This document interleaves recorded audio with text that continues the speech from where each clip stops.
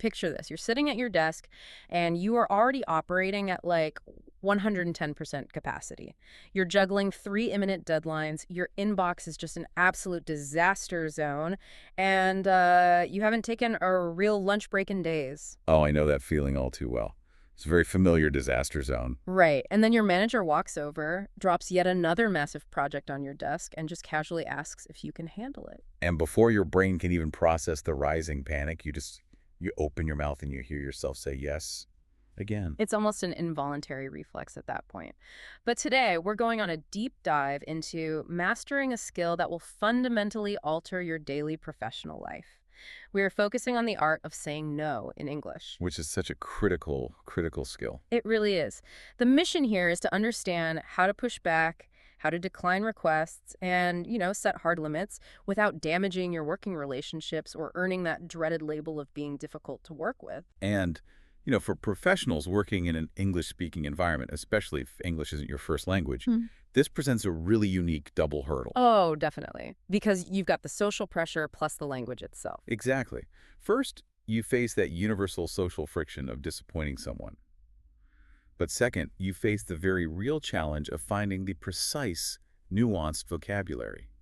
I mean, a direct translation of the word no from your native language might come across as far too abrasive in a professional English context. So it just feels like an immense social risk. It feels safer to just absorb the extra work than to risk sounding rude or out of line. Right. But mastering this specific communication skill is actually the ultimate shortcut to professional confidence. Okay, let's look at the psychology here, though, before we get into the exact phrases. Instinct tells us that saying yes makes us look like a team player, right? We all want to be the person who just gets things done. Why is that instinct actually a trap? It's a trap because the professional impact of overcommitting is entirely negative, despite the good intentions behind it. When you constantly say yes to every single request, you are unconsciously broadcasting to your colleagues and your managers that your time is highly flexible and, frankly, not that valuable. Wow. That's harsh, but true. It is. And human nature dictates that if you do not fiercely protect your time, absolutely no one else will do it for you. So by trying to be the ultimate team player, you're actually training people to devalue your focus. Precisely. And the mechanical result of that is just poor quality work and inevitable burnout. You only have a finite number of hours in a week. If you stretch your capacity too thin, the quality of everything you touch drops. You stop being the person who does great work, and you just become the person who does mediocre work for everyone. Exactly. Which brings up the danger of the vague non-answer. When someone asks you to take on a project and you just reply with, "Sure, I'll try." Oh, the I'll try response. I actually tend to think of that like putting a massive charge on a high-interest credit card. Oh, I love that analogy. That is an excellent way to frame it. Yeah, because, you get the immediate temporary relief of avoiding conflict today. You get to walk away feeling like you didn't let them down right to their face. Right, but you are going to pay a massive social and professional cost next Friday when that deadline hits, and you haven't actually had the time to do the work. The interest compounds. It really does. But let me pose a realistic concern here for now. If my manager asks for something and I say no, my brain immediately panics because I assume I look lazy.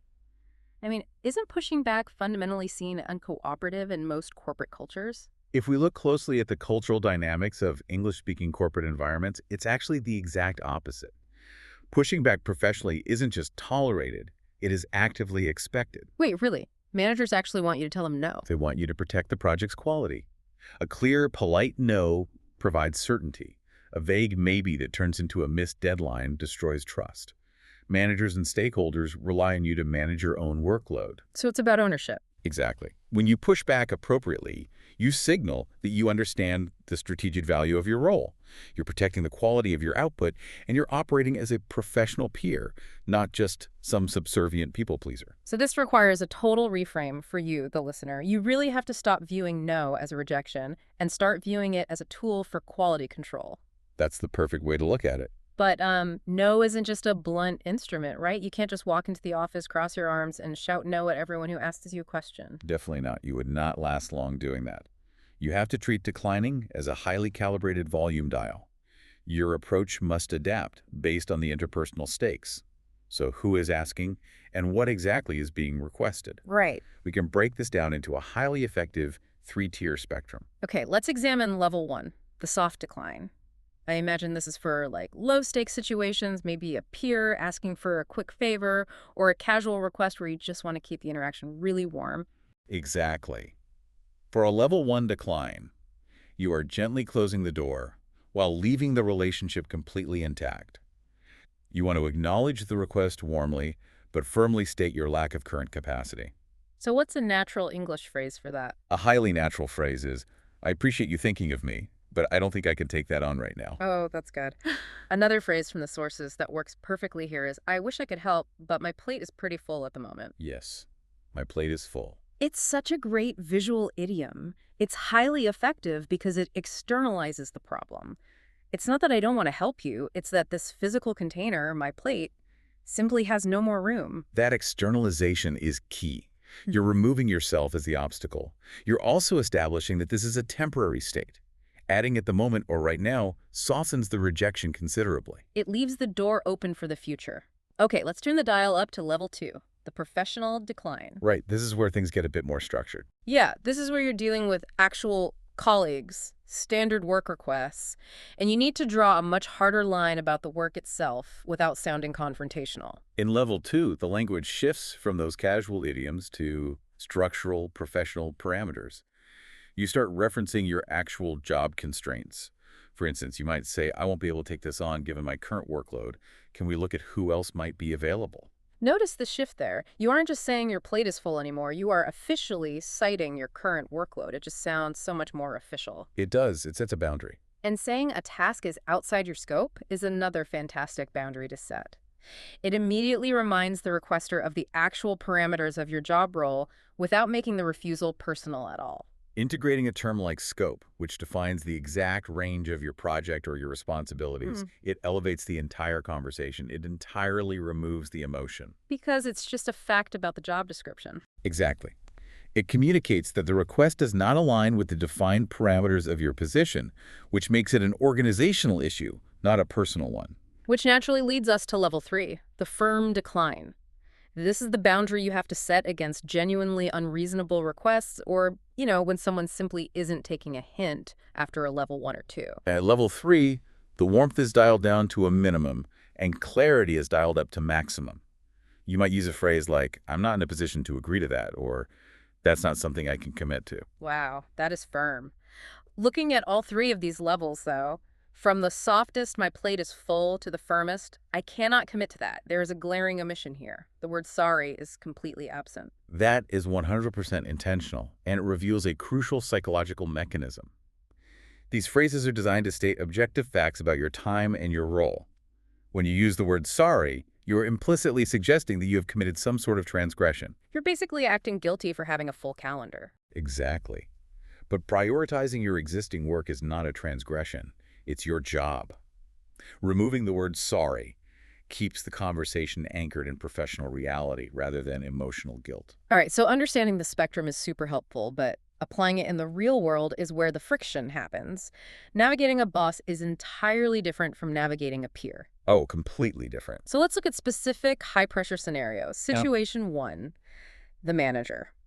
If my manager walks up to my desk and asks for a comprehensive competitor analysis by Friday, my immediate reaction is sheer panic. If I say no to the person who literally writes my performance review, how do I avoid looking completely uncooperative? This is the ultimate delicate balance. When managing upward, the core principle is that you never present a roadblock without simultaneously offering a detour. A roadblock without a detour, I like that. You must reference your current workload specifically, maintain a collaborative tone, and most importantly, shift the burden of prioritization back onto them. Okay, so how does that sound in practice? Walk me through the exact response to that Friday competitor analysis request. You counter with facts and choices. You say, I want to be upfront with you. Friday is extremely tight given the client proposal I am currently finishing. Could we push this analysis to Monday? Or is there someone else in the team who could start the initial research? That is a masterclass in psychological framing. First, saying, I want to be upfront with you sets a tone of professional transparency, not avoidance. Right. It shows you're tackling it head on. And second, you name the specific conflict. You aren't just saying, I'm busy. You are saying, I am doing this other highly important task specifically for you. That specificity is the linchpin of the whole strategy. Mm, And the final step, asking to push it to Monday or delegate it, forces the manager to actually do their job, which is resource allocation. so true. You are essentially presenting them with a menu. You're saying, I can deliver the client proposal on time, or I can do the competitor analysis. Which of these two items is the highest priority for the business right now? You aren't refusing the work, you are consulting them on the schedule. It completely neutralizes the idea that you're just being lazy. Exactly. But what about situation two? A colleague. Because when a peer ambushes you, that's a completely different kind of pressure. Yeah. There is no hierarchy to hide behind. If a colleague runs up and says, hey, can you review my presentation before my 3 p.m. meeting? The guilt is intense because you want to be a supportive coworker. It is a very different kind of pressure, but the response mechanism relies on similar clarity. With a peer, you can say, I really wish I could help, but I'm in back-to-back calls until 2.45. I genuinely wouldn't be able to give it the proper attention it needs. Could you ask Sarah? I know she's great at reviewing these. Giving a specific reason, like back-to-back calls, prevents them from trying to negotiate with you. If you just say you're busy, they might say, oh, it'll only take 5 minutes. Exactly. Shuts Yeah. down the negotiation politely. And this is actually a perfect time to integrate two incredibly useful pieces of professional jargon from the source material: bandwidth and a wheelhouse. You hear these everywhere in English-speaking offices. They are ubiquitous because they are highly, highly functional. So bandwidth literally refers to an internet connection's capacity, but in an office environment, it means your available mental energy and time. Saying, I don't have the bandwidth for this right now, sounds infinitely more professional than just saying, I don't have time. It really does. It makes it sound like a structural, systemic limitation rather than a personal choice you're making to reject them. And then there's wheelhouse. Wheelhouse is a nautical term originally, referring to the part of a boat where the steering wheel is. But in business English, it means your core area of expertise. Right. So if a colleague asks you to design a graphic and you are, say, a data analyst, you can say, that's not really in my wheelhouse. Have you tried reaching out to the creative team? It's brilliant because it deflects the request based on skill suitability, not just your schedule. You are essentially telling them they will get a superior result if they ask someone else. It frames your refusal as a favor to them. You're protecting the quality of their project by directing them to a better resource. Let's raise the stakes even higher, though. What about situation three, when money is directly involved? Pushing back on a client feels like you are actively risking the account? Client scenarios absolutely require the most careful framing because of those financial dynamics. There is a fundamental rule when dealing with clients. You never, ever deliver a flat no. Never just say no. I mean, that sounds incredibly stressful. How do you decline an unreasonable client request without actually using the word no? You do it by managing expectations Yeah. and immediately pivoting to a phased alternative. So, if a client demands a full website redesign in 2 weeks, which you objectively know will take a month, you do not just say, we can't do that. Instead, you pivot. Okay, so what's the exact phrasing for that pivot? You say, I want to give you realistic expectations. Rushing a full redesign into 2 weeks would significantly compromise the quality. What we can do is confidently deliver the homepage and core architecture in 2 weeks and complete the full rollout in 4. Would that phased approach work for your timeline? Wow. I want to give you realistic expectations. That opening phrase completely changes the power dynamic. It positions you not as a subordinate just taking orders, but as a seasoned expert who is actively protecting the client's investment. Exactly. You're looking out for their best interests. And by offering a phased approach, you keep the project moving forward without breaking your team's back. You were saying no to the impossible deadline, but you were saying yes to a structured, high-quality solution. Now let's talk about situation 4. The situation that gives almost everyone anxiety, the email trail. Writing a refusal feels terrifying because it is permanent. It's just sitting there in their inbox forever, and you can't rely on a warm smile or your body language or a friendly tone of voice to soften the blow. The permanence of text is exactly why relying on a rigid, proven structure is so vital. You remove the emotion and just plug your situation into a 4-step formula. Break that formula down for us. Step 1, acknowledge the request warmly. Step 2, give a brief professional reason for declining, and crucially, do not over-explain. Step 3, state the decline clearly. Step 4, offer an alternative or close warmly. Let's look at how that actually reads in a real email. Let's say a colleague wants you to join a really time-consuming committee. The email looks exactly like this. Hi, David. Thank you for thinking of me for the planning committee. After reviewing my current commitments, I won't be able to take this on within the proposed timeline. I want to make sure you get the quality participation this deserves. I'd highly recommend reaching out to Sarah, who would be well placed to contribute to this. Happy to make a quick introduction if that would help. Best regards. I want to dissect the psychology of that one phrase right in the middle. I want to make sure you get the quality of work this deserves. That is an absolute psychological checkmate. It really is. You are fundamentally shifting the focus away from your limitation, the fact that you just don't have time, and framing the refusal entirely around their benefit. It creates a pivot that is almost impossible to argue against. Because, what is the requester going to say? No, I demand that you give my project low-quality, rushed attention. Exactly. It forces them to realize that pushing you to say yes means they are actively choosing a worse outcome for themselves. It's bulletproof.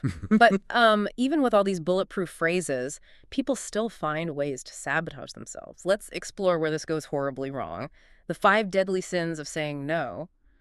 What are the behaviors that completely undermine everything we've just talked about? Well, the most prevalent deadly sin is over-apologizing. Yeah. This is the instinct to say, I'm so sorry, I feel terrible about this, I hate to say no. We touched briefly on why sorry is bad, but why is this extreme over-apologizing so destructive to a professional relationship? Because it forces the other person to perform emotional labor.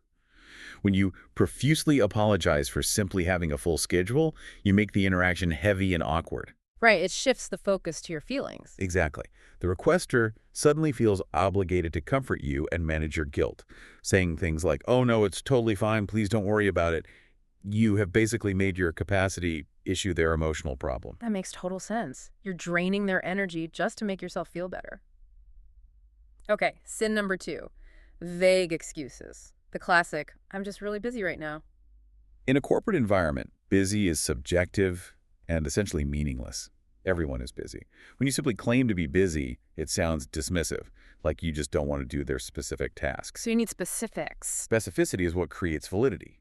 Citing a specific client proposal or a hard deadline proves that your refusal is grounded in reality. Which brings us to the opposite extreme. Sin number 3, long justifications. This is where you give someone a 5-minute monologue about exactly why you can't help them. Giving too many reasons is a classic sign of deception. If you tell a colleague you can't review their document because you have a deadline and your dog is sick and your email is glitching and you have a headache, you just sound incredibly defensive. You sound like you're making it up. It sounds fabricated, even if every single word is true. One clear, unshakable, professional reason is all you ever need. Stick to the strongest fact and stop talking. Now, I have to admit, I have definitely been guilty of sin number 4. The disappearing act, also known as ghosting. We all have at some point. You get an email requesting something you don't want to do, and the anxiety spikes. So you just tell yourself, I'll reply to this later when I have more time to phrase it nicely. And then days go by, and you just find yourself actively avoiding the person in the hallway. Ghosting is a massive breach of professional trust. Okay. People think that by going silent, they are avoiding conflict. But in reality, going silent is not a no. It is a complete blockade of the other person's workflow. It leaves them in limbo. It leaves them paralyzed, ruins their timelines, and causes intense frustration. A prompt, clean no allows them to immediately move on and find someone else. Ghosting traps them. The temporary relief of ignoring the email creates a permanent fracture in the working relationship. And finally, the ultimate sin. Sin number 5. Saying yes, but then doing the job badly. This is the most damaging outcome of all. If you fold under pressure and say yes to a task when you objectively know you do not have the capacity, you guarantee a failure. You will either miss the deadline entirely or you will turn in sloppy, rushed work. Because you literally don't have the time to do it well. Right. A bad, resentful yes will destroy your professional reputation far faster than a clean, respectful no ever could. A bad yes is worse than a clean no. That is a core takeaway. If we synthesize everything we've covered today, it really comes down to integrating these specific concepts seamlessly into your daily communication. When you start naturally referencing your capacity to handle work or defining the exact scope of your responsibilities, you fundamentally change the dynamic. When you talk about lacking the bandwidth for a new request or guiding someone to a colleague because a task isn't in your wheelhouse, you stop sounding like an overwhelmed employee making excuses. You start sounding like a strategic professional who understands prioritization. Exactly. Mastering these terms and these frameworks proves to your entire organization that setting limits isn't a symptom of weakness or laziness. It is the absolute hallmark of a dedicated professional actively protecting the standard of their work. Well said. I want you to think about your own calendar for the upcoming week. Think about your calendar not just as a schedule, but as an investment portfolio. Your time, your mental energy, and your focus are your capital. Every single time you say yes to a request, you are making a massive withdrawal of that capital. And if you continuously withdraw that capital for every minor request, every casual favor, and every poorly planned project that crosses your desk, you will inevitably bankrupt your ability to invest in the deep, meaningful work that actually advances your career. That's a powerful way to look at it. We spend so much time stressing over how to decline requests because we operate under the false assumption that our careers are built entirely on the opportunities we say yes to. Right, we're totally conditioned to think yes is the only path to growth. But what if you flip that paradigm?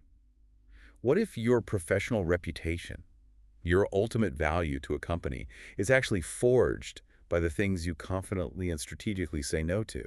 By saying no, you aren't shutting down opportunities. You are aggressively protecting the space needed to do your most brilliant work. So the next time you're sitting at your desk, already pushed way beyond your limits, and that new project inevitably lands in front of you, remember that panic is not your only option. You do not have to default to yes. You have the exact vocabulary now. You understand how to calibrate the volume dial. You have the power to protect your time. And ironically, you will earn significantly more respect by doing so. What's the hardest situation for you, though? Is it saying no to your manager, pushing back on a client, or trying to decline a friendly colleague? Drop it in the comments. We'd love to hear how you handle these situations.